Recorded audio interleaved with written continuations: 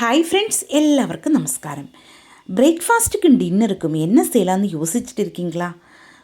குழம்பு எதுவும் தேவையில்லாமல் ரொம்ப டேஸ்ட்டும் சாஃப்ட்டுமானதுமாயா ஆலு சப்பாத்தி எப்படி பர்ஃபெக்டாகிட்டு செய்யலாம் என்ன தான் இன்றைக்கி நம்ம சேனலில் பார்க்க போகிறேன். வாங்க, டைம் வேஸ்ட் பண்ணாமல் வீடியோக்குள்ளே போகலாம்.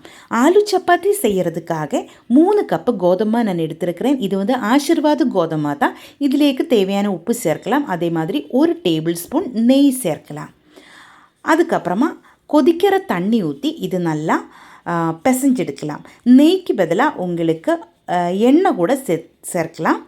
இப்போ ஒரு குச்சி வச்சு கொதிக்கிற தண்ணி ஊற்றி இந்த மாவை சப்பாத்தி மாவிൻ്റെ அதே அளவில் பிசைஞ்செடுக்க போகிறேன். நம்ம கொதிக்கிற தண்ணி ஊற்றுறதுனால சாதாரணமாக பச்சை தண்ணி ஊற்றுறதுலேருந்தும் கொஞ்சம் கம்மி ஊற்றியா போதும். தண்ணி கரெக்டு பாகத்தில் நம்ம பிசைஞ்செடுத்துக்கோங்க. இப்போ நல்லா குச்சி வச்சு நான் கரெக்டாக ஒன்று மிக்ஸ் பண்ணி எடுத்துருக்கு.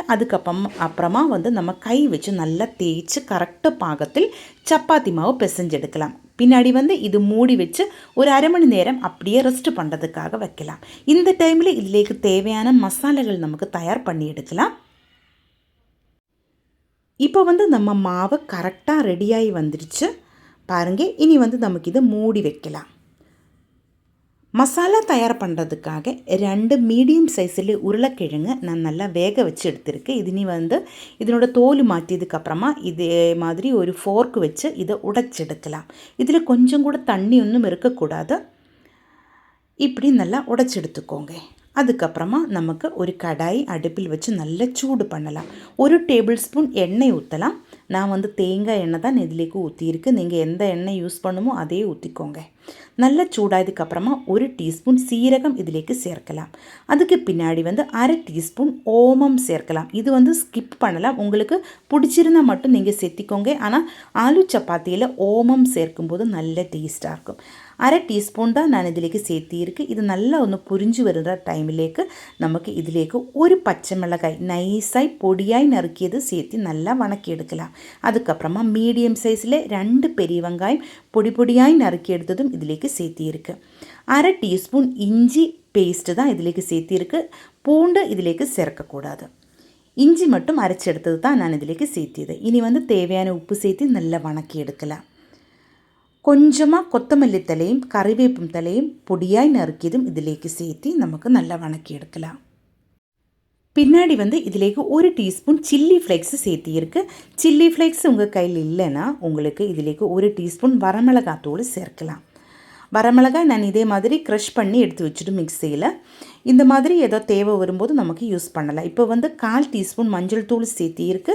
அதுக்கப்புறமா நம்ம உடைச்செடுத்த உருளைக்கிழங்கு இதிலேக்கு சேர்த்து நல்லா மிக்ஸ் பண்ணி எடுக்கலாம். உங்களுக்கு பிடிச்சிருந்தால் இதிலேக்கு கரம் மசாலா சேர்க்கலாம். எனக்கு பிடிக்கிறதில்ல, அதனால தான் நான் சேர்க்கறதில்ல.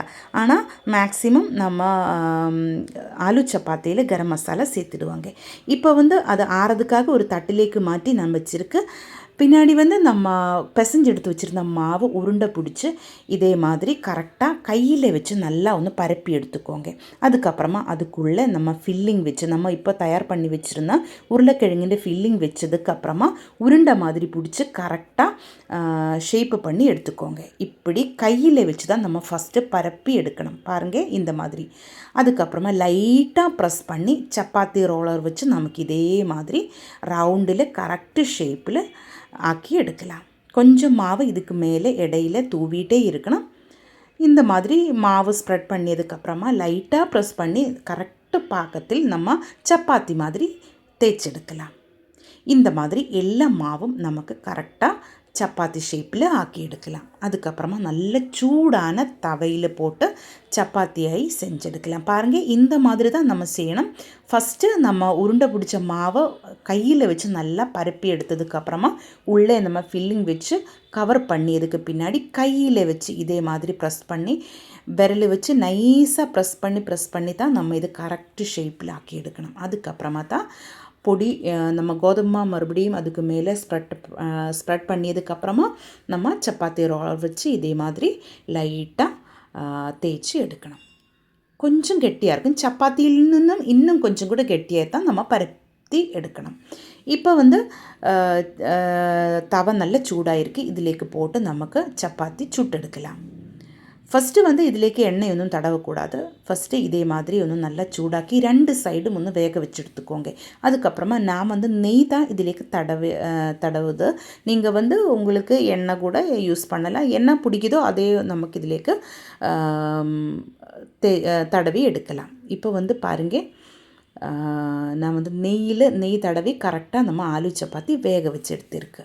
பாருங்கள், நம்ம சூப்பர் டேஸ்டான ஆலு சப்பாத்தி ரெடி ஆகிருக்கு. நல்ல பர்ஃபெக்டான ஒன்று தான். இதுக்கு கூட குழம்பொன்றும் தேவையில்லை. தயிர் மட்டும் இருந்திருந்தால் அதில் தொட்டு கூட சாப்பிட்றதுக்கு சூப்பராக இருக்கும்.